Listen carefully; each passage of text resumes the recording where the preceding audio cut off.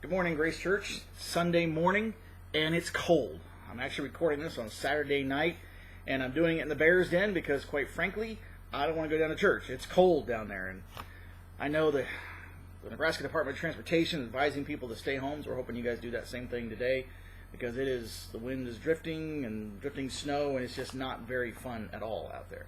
So be safe, be warm, but I've got a little something for you, a little challenge I wanted to give you today, just a brief one.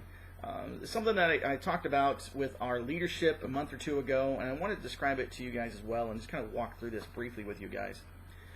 The elders, the last few months, the elders have been, during our elder meetings, we've been taking time to pray for specific individuals in our lives, where each of the elders is taking a moment and describing somebody or talking about somebody that they know is unchurched and someone that they're praying for by name, that God to give them an opportunity to speak to them and God to give them an opportunity to invite them to come to Grace Church.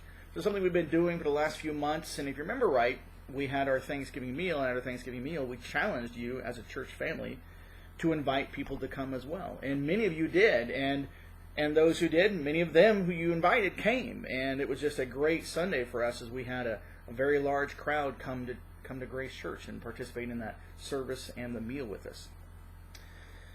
I think that's important for us as a church to remember that our ministry is more than inside these walls to people. Our ministry is outside the walls. Our ministry is more than just coming to church on Sunday morning and bringing our family. Our ministry is actually out the doors, and sometimes we forget that.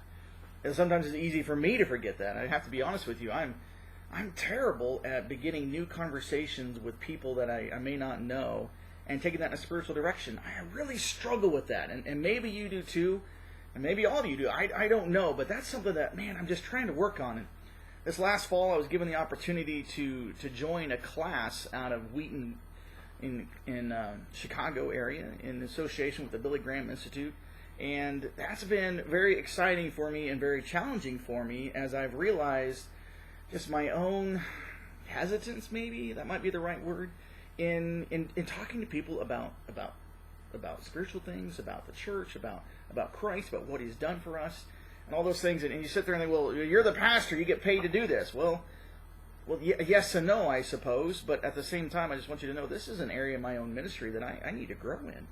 This area in talking to people about where they are spiritually. This is something that I think is important. I mean, Grace Church exists to make maturing followers of Jesus Christ. We talk about that all the time. We exist to make maturing followers of Jesus Christ. Part of that process, of course, is introducing people to Christ. And that's where I struggle sometimes, is that first introduction. And yet that's part of it, isn't it? And for us to sit here and think about it, I don't know how you deal with that. And so this class has been very challenging for me and very encouraging because really one of the first things that I was encouraged to do was to come up with the name of someone that I know who's unchurched. One name. One person. Who do I know that's unchurched? And I think all of us in this church family, we all know somebody who's unchurched, right? We all have someone. And so the class challenged me to come up with a name and then begin praying for that person. Begin asking God for opportunity to speak to that person. Begin asking God for the courage to the very least, invite that person to come worship with us on Sunday morning. And I thought about that. I thought, well, man, that's a challenge for me, right? And then, of course, you sit and think, well, nobody wants to hear about this. Nobody wants to hear these things. And everything we're hearing is that, for the most part, the world is pretty much you do your thing and we'll do our thing. You leave us alone, we'll leave you alone, that type of thing, right? It's almost this, I mean, we know tolerance is a real thing, and that's kind of where it takes over sometimes, is we think, well, you just be tolerant of me, I'll be tolerant of you, and let's not try to change each other's minds. But it's interesting, I mean, as I talked about this last week, right? I mean, if the scriptures are true, like we believe they're true, right? and I believe the scriptures are true, so that if is, it's not quite a sarcastic question, but really it is. It's this question of, okay, scriptures are true. And so because the scriptures are true, here's what I know. I know that those who reject Christ, when they die and stand before God, and I said this last week during church, and again, I don't want to be crude or offend anybody, but think about this from a literal perspective. For those who reject Christ and die without knowing Him, there is literally hell to pay. I mean, that should awaken us a little bit. That should bring about the sense of compassion within us for those that we know are unchurched and very, very possibly do not know Christ at all. And I sit there in Luke chapter 19, verses 1 through 10, there's a story about Jesus meeting a man by the name of Zacchaeus. Zacchaeus was a tax collector. Nobody in his community loved him. Nobody wanted him to be around. And Zacchaeus was small in stature, and he actually had to climb a tree in order to see Jesus. And, I mean, the way the tax collectors worked back then was they actually paid for the right. So you had a Jewish person who paid the Romans. The Romans were over the Jews at that point. So you had a Jewish person pay the Romans for the right to come in and collect taxes. And then when they collected taxes, they could charge whatever they wanted to. The Romans had a certain set rate, but then if you charged 1 or 2% more, then you got to keep that. And so imagine being a citizen of a nation. You're under someone else's authority. Another country's come in, has conquered you. You're under their authority. And one of your own countrymen essentially betrays you financially. How do you feel about that person? Well, I mean, they hated that person, and I think we would too, right? But Jesus, when he saw Zacchaeus, he had compassion on Zacchaeus. It's interesting, verse 5, when Jesus came to that place where Zacchaeus was up in the tree, he looked up and said, "Zacchaeus, hurry and come down, for I must stay at your house today." So Zacchaeus hurried. And he came down and he received Jesus joyfully. And when they saw it, so that's the crowd, the other Jews, right? When they saw it, they all grumbled, "He has gone in to be the guest of a man who's a sinner." Man, isn't that so telling? And isn't that kind of where sometimes we as church, we find ourselves? Where we're in our four walls, we have church on Sunday morning, it's great and it's safe and all those things, and yet we forget that there are people outside the church who need Jesus too. But to a large degree, we have this sense of superiority where we no longer even want to hang out with them. We don't want to be associated with them. We don't want others to see us talking to them, and so we don't. I mean, Jesus came to be with sinners. And we know all of us are sinners. I mean, 1 John 1:8. Oh my goodness, how clear it is. If you say you are without sin, you deceive yourself and the truth is not in you. Every single one of us needs Jesus to come to us every single day and look at us and say, "Hey, come down. I'm coming to your place today," right? And every single day people can look at us and grumble because, wow, Jesus came to a house of a sinner. Absolutely he did. Jesus is living in the house of this sinner today. Now, am I forgiven? Yes. Have I been redeemed? Absolutely. But there are people out there who don't know this. And I just challenge us, do we have compassion for them? We sit there and again we go back, well, yeah, but they're not really going to listen. Okay, but listen to some of these statistics that I'm learning that are fairly new, and it's really contrary to other things that I've done. There was a survey that was done, a rather large survey, where these surveyors, they called people who were unchurched, and they said, okay, how likely are you to attend church sometime in the future? You're unchurched now. They call them the nones, N-O-N-E. They're none. They have no religious affiliation. And they ask them, how likely are you to attend church in the future? Just sometime in the future. You know what? 33% of them, 1/3 of the people they surveyed, said, yeah, pretty likely. So let's think about that. We live in a town of 2,400 people, right? So that would be 800 people in St. Paul. If you do that, if you divide the math, and okay, 1/3 of the people, 800 people in St. Paul are likely to attend church sometime in the future. And it may be just once, but they're likely to attend sometime. 800 people in St. Paul. So then they asked those unchurched people, they asked them the next question. They said, okay, how effective would invitations to church be through the following methods? And they listed several different methods. But it's interesting, when they asked the question, if you were invited by a friend, someone you considered a friend, if you were invited by a friend, you don't go to church right now, you're invited by a friend, how likely would you be to go to church? 51%. 51% said they'd be very effective. An invitation from a friend would be quite effective. 51% of unchurched people. Okay, that's not even the 1/3 of people who said that they would go, right? And so you got 800 people here in St. Paul who said, yeah, I'm likely to attend church sometime in the future, with or without an invitation. But you divide 2,400 in half, and you go down to 1,200 people. 1,200 people in St. Paul, statistically speaking, say an invitation from a friend would be very effective. Very effective. Well, here we are on a Sunday morning. We're not having regular church, right? And you think, okay, Pastor, where do you get now? We're not even having church today. I understand that. We're not having church today. But I would like you as a family, okay, or as an individual, just ask yourself, okay, family, okay, me, whatever, who do I know that's unchurched? Who's one person or one family that we know that's unchurched that we could begin praying for? Who is it? Well, we all know somebody.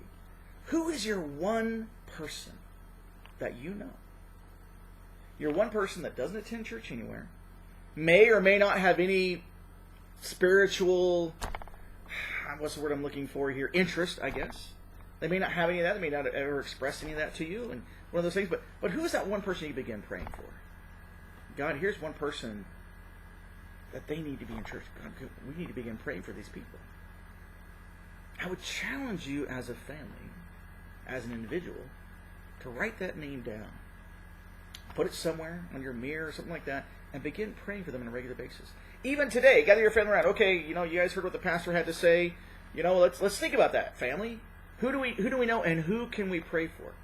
And I know that for some of us, leading a family in corporate prayer may seem weird and may seem daunting and a little bit strange, but it's nothing special you have to do. I mean, God's going to hear you. God's going to listen to you. It's, okay, God, we're praying for this one person. God, we don't know where this is going to go, but we're praying for this one person. Could you help us? Could you help us pray well for this person? Could you help us maybe have the courage to speak to this person? But God, here's one person. I think that would be good for all of us to sit there and think about it as we remember that there are some Zacchaeuses in our community who, frankly, others they want nothing to do with him. That might be somebody for you to pray for. Somebody like that. There may be somebody in our community, we talk about, Jesus, it's interesting, Luke chapter 4, jumping ahead here a couple chapters, in Luke chapter 4, we see these words. He said, he came to Nazareth, where he had been brought up. And as was his custom, he went to the synagogue. And on the Sabbath day, he stood up to read. The scroll of the prophet Isaiah was given to him, and he unrolled the scroll and found the place where it was written, "The Spirit of the Lord is upon me, because he has anointed me to proclaim good news to the poor.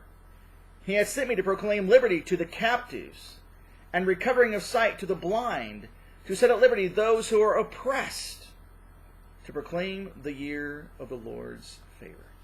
I read that passage and I sit there and think the message of the gospel, the message of Christ, was a message of hope to people who needed it. It was a message of hope, and people, we have a message of hope. Who's that one person you could pray for to take that message to? Who's that one person you could pray for to invite to come hear the message? I've got that one person. In fact, I've got a few more than one person. I'm not going to tell you their names. But let me tell you, I've got that person. Am I faithful to pray? I want to be. I know I could be better. But at least on a weekly basis, I'm praying for that person. And I got to tell you a story. Last Thanksgiving, we invited the whole church to bring friends, right? A person came up to me after the whole thing was over. He came up to me and he said, Pastor, he said, when you talked about doing that I wasn't too excited about it. That's not me. And this person, if you knew who it was, you would say, you would agree with that. He's an introvert, right? Has a hard time talking to new people, very introverted. But he was sitting there, he said, well, I don't have anyone that I can invite. And he was sitting there thinking about that, and all of a sudden a name came to his mind, right, of somebody that he could invite. It was somebody that he knew, didn't necessarily get along with very well, but he knew, and he knew that it was unchurched. So he went to his wife. Just this last November, went to his wife and said, hey, honey, that pastor's been talking about inviting these people. He said, what do you think about inviting this one person?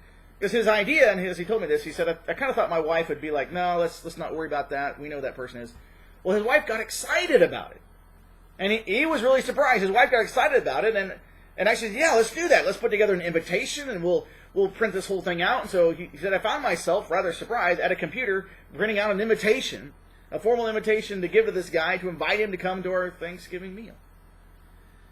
So then I had to take it to this person, of course. And so he said I go out, and he said it's kind of the long walk up the sidewalk. And where the guy lived, and I got to his house, and it's just that long walk. And you remember, this guy's very introverted. This is way out of his comfort zone. So I knock on the door, and the guy opens the door, and he invited him to come, and the guy said he would, which really surprised him, right? He said, I just couldn't believe the guy said he would come. So I went home thinking, wow, that was That was easy. That was amazing, right? And the very next day, he ran into somebody else here in town at St. Paul. He ran into somebody else who he knew was unchurched. He said, so I thought, well, I'll invite him too. And he invited him, and that person said he would come. So here's this guy who is extremely introverted. This isn't what he does, not his comfort zone. He reached out to two people that he knew were unchurched. Two people that, frankly, he wasn't even sure he would call them friends, but at least they were acquaintances. They knew each other's names. And both of those people said they would come. Now, I tell you that story to say this, to encourage you a little bit. One, everybody knows someone, right? We sit there and think, well, this isn't my comfort zone. I know, it's not my comfort zone either. And yet God uses broken people. And God can use all of us at Grace. We have a message of hope. And it might surprise us how much people in town want to hear this message of hope. So on this Sunday morning, it's cold. We're kind of frozen in. We're sitting in our safe zones, which is great, right? At the same time, I just want you to think, who could I be praying for? Who is my neighbor? Who is it I need to have compassion on? Who is it that if they died today and had to stand before God, there'd be hell to pay? Who can I show love to today? That's my challenge to you this week. That's my challenge to you today. So sit and think about that. You can email me if you have my phone number. You can text me. But give me a name. I'd love to pray with you about that person. Just give me a name. Say, hey, here's the name that I chose. Here's the name that my family chose. I would love to hear that. I would love to know more about that. We're gonna be working on this initiative a little bit more as we sit and think about the value of prayer and the value of getting excited about one person as a family. Guys, I challenge you to do this. And then let me know who that is. With your permission, I'll share it with the elders. And I'm planning on that unless you tell me not to. I'll actually share it with the elders as well, and we'll be praying with you also. Because we as elders, we are every month. In fact, we got together just this last week, and we prayed through the list of names we've been praying for. These people. We prayed through that. We have our own names. We want you to join us in this. There are a lot of people that need this message. Will you join us with it? God, we come to you today, and we sit here and think that your Son died for the world. And that's the whole world. It's a very inclusive thing. You died for those who are social outcasts. You died for those who need you, which is frankly all of us. Lord, I pray that we would not become so narrow-minded or so stuck in our own comfort zones that we forget there's a lot of people out there who need you. Lord, we miss that challenge. God, help us. And today I pray that you would help us to be able to proclaim this message well, if given the opportunity. At the same time today, God, give us the courage to at least sit and think as a family, as individuals. Who's our person we can pray for? Who's that one person? Or maybe even that one family. God, who is that? Help us, Lord, with this. In Jesus' name, amen. Well, thanks for watching. You guys stay safe, stay warm. Look forward to seeing you next Sunday. And again, if you guys come up with something, you're serious about it, and you want to begin praying, send me those names, and I'll begin praying with you. You have a blessed week, and love you all.